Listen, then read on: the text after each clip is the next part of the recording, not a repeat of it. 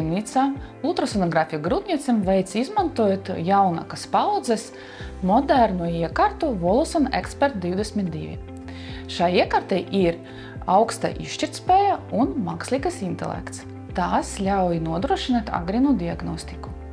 Piemēram, grūtniecības 12 nedēļas, kad bērniņš no galviņas līdz astes kaulam ir tikai 6 cm garš un galvenie organi ir tikai daži milimetri, mēs jau spējam ieraudzīt gan bērniņa kuņģa, gan urinpūsli, gan smadzeņu puslodes un arī izvērtēt sirds kameras un vārstuļus un arī plūsmu galvenajos asinsvados. Šīs tehnoloģijas arī palīdz ieraudzīt bērniņa kājiņas un rociņas un saskaitīt pirkstus.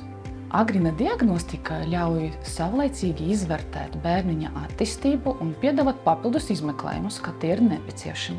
Arī izvērtēt grūtniecības sarežģījumu riskus un piedāvāt efektīvu profilaksi. Visi ārsti, kas veic grūtnieču ultrasonogrāfiju Jūrmalas slimnīcā, ir ārsti eksperti un certificējas Fetal Medicine Foundation, kā to paredz ministru kabineta kārtība. Papildus es stažējos 2 gadus Londonā profesora Kiprus Nikolaides vadībā. Viņš ir šīs nozares augļa medicīnas pamatlīdzējs. Viņš izstrādā efektīvas metodes grūtnieču skriningam, kurus lieto ārsti gan Latvijā, gan visā pasaulē. Jūrmalas slimnīcā mēs piedāvājam šo izmeklējumu visam pacientiem, it īpaši augsta riska grūtniecēm.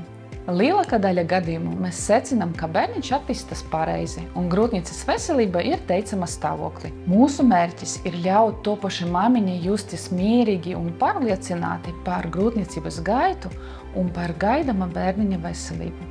Uzticot grūtniecības aprūpi Jūrmalas slimnīcai, jūs saņemsiet mieru un drošību, ka grūtniecība tiks novērota kvalitatīvi un ar mīlestību.